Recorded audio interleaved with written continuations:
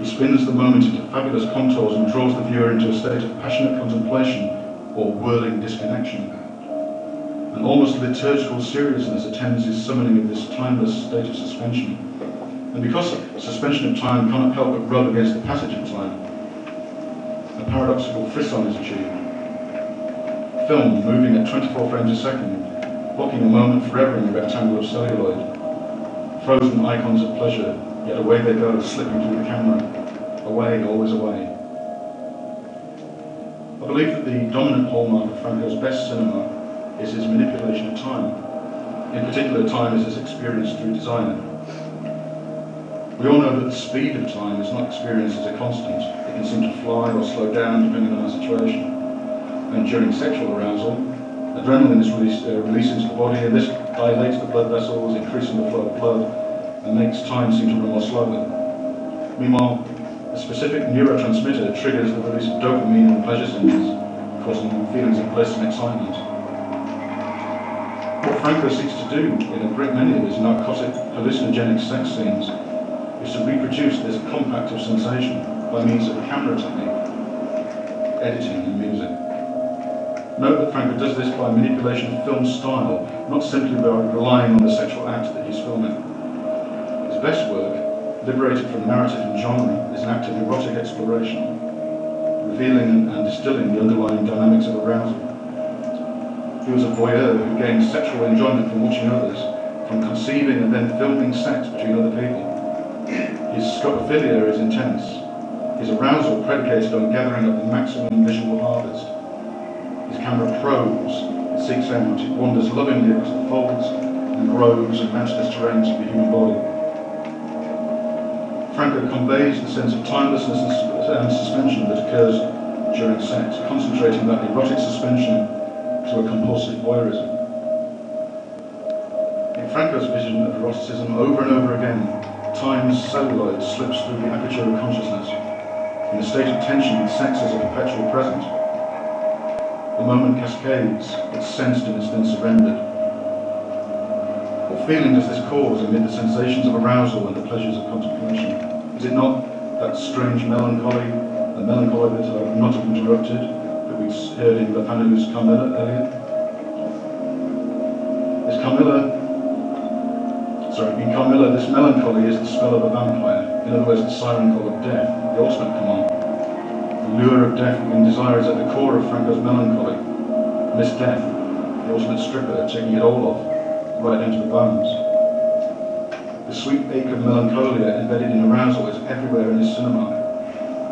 It's what distinguishes his version of eroticism from the blind, garrulous humping that takes place in the work of directors like Joe D'Amato or Alan Paye, or the defensive jolliness that afflicts so many others.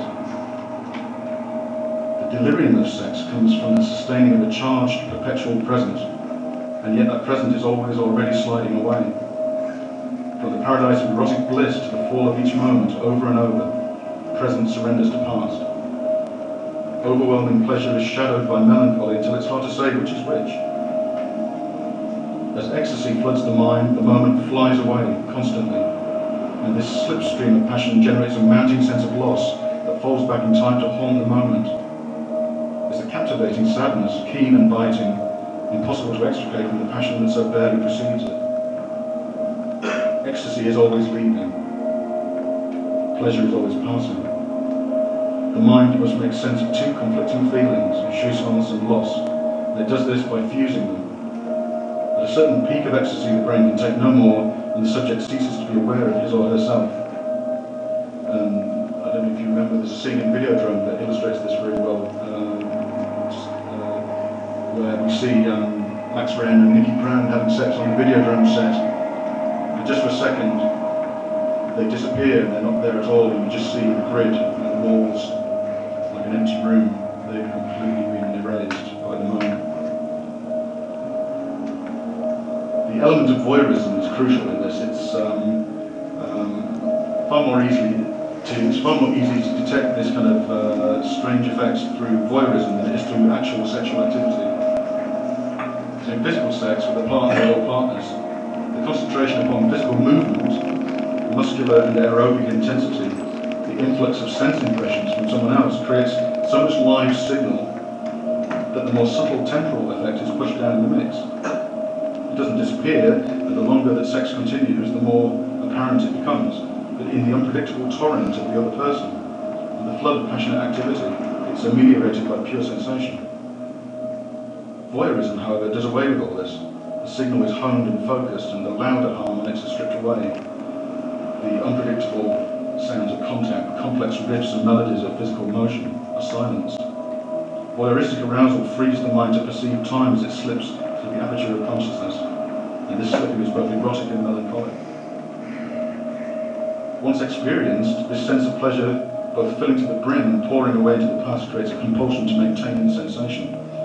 I believe this explains why sex, as a drug, is such a common theme in Franco's cinema. You see it in The Girl from Rio, in Shining Sex, in Doriana Gray, Jabruda Part 2. Indeed, his never-ending filming schedules are a manifestation of this. Franco was a sex addict of sorts, but because his erotic preference was voyeuristic, his obsession, his addiction was centered on filming. Weird, unsettling experiences like Lorna the Exorcist or Shining Sex treat desire as a sort of manipulative drug that won't let go. In Franco's erotic cinema, ecstasy demands that we stoke the furnace constantly to generate not only lustful enjoyment, but also a constant chain of surrendered moments disappearing into the past.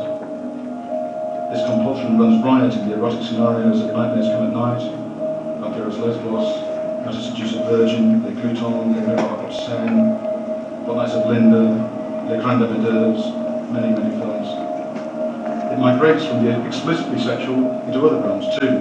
The oniric confusion that assails the heroine of A Virgin Among the Living Dead, the grotesquely attenuated sea journey in Countess Reverse, primordial spatio-temporal soup of Devil Hunter, the elastic temporal architecture of Mansion of the Living Dead, and Revenge in the House of Usher. For Franco, lust is a double-edged sword, a delicious escape into a world of pleasure, or a dangerous liability that allows others to manipulate the desiring individual.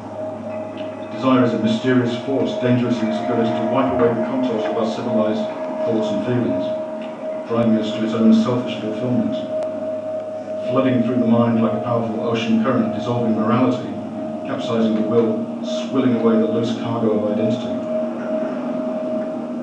Franco's approach to time is devoid of intellectual markers. There's no mention of Bergson or Husserl or Heidegger in Necronomicon's endless list of references. It would seem that he arrived at it spontaneously, without conscious deliberation. But while it's instinctive and mostly enigmatic, he maintained this play with time over many years, so it's clearly something to which he felt artistically devoted. It seems counterintuitive that Franco, who worked hell for leather, should create scene after scene of such paradoxical languor and luxuriant temporal suspension. Somehow that it works. In his 1975 film, which we'll see a little clip of in a moment, Barbed Wire Dolls from Gefangenis, he even makes a joke of it, a justly celebrated flashback sequence, which we're going to take a look at now.